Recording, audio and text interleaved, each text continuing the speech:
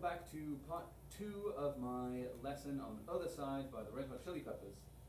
So far what you've learned is the intro and the first and second chorus parts, the verse part and the pre-chorus part, and I hope you're getting on well with those, so congratulations, you know how to play those. What we're going to do in this one is talk about verse 2, which is essentially the same as verse 1, except between the two repetitions of the A minor, E minor thing, you also leave a 2-measure rest for the drummer to play a little backbeaty sort of thing for a little while, and you and everyone else can quickly grab a drink, and it's great. And then we're going to move on to chorus 2, when in chorus 2, depending on whether you are by yourself in the band as the guitarist, or you have someone else like a keyboard player or another guitarist, you might want to change what you're doing. So if you've got someone rhythmically inclined that is the guitar player or the keyboard player, they're just going to want to strum the chords A minor, F, C, and G. It doesn't have to be open chords,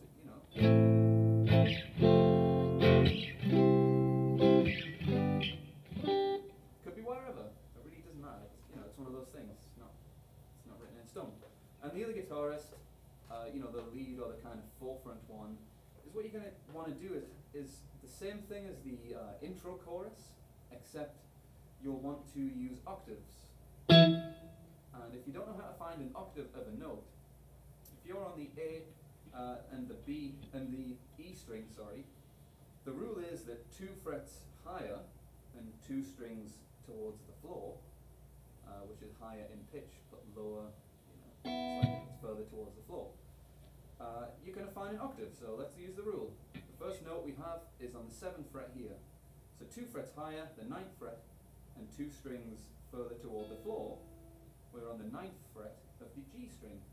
And if my calculations have worked, that should be a higher version of E.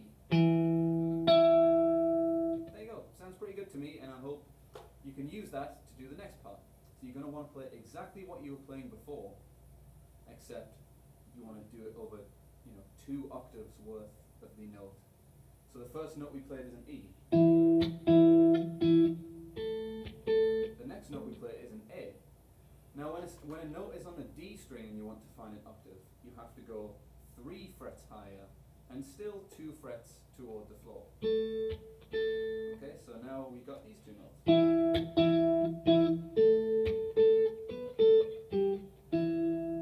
And that's all you have to do.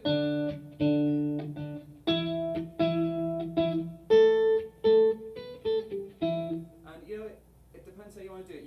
You can mute the string in between them with the back of your forefinger, and that gets a kind of cool sound. I like that. You can hit it as hard as you want, or if you're a hybrid picker, you can just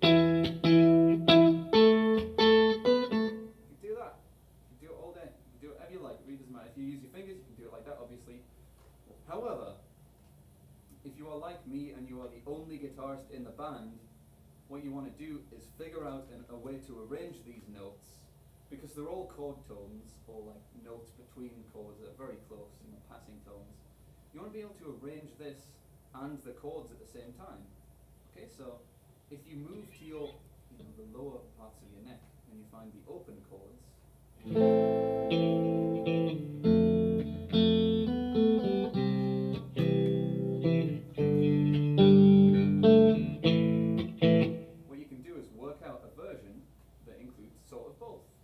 again, this is like a finger picking thing because you really have to emphasize only the notes in the chorus, the melody,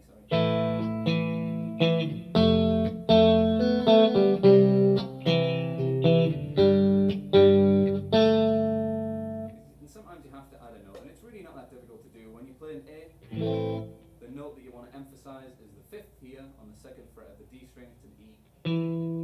When you play the F chord, the note that you want to emphasize is this A on the 2nd fret of the G.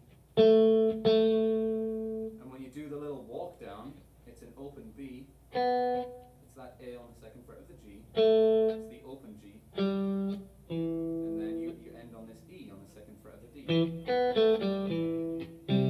which is obviously in that C chord. And when you play the G, you're going to want to play an open open G as well. Then, for the last note, you'll hammer on to this A.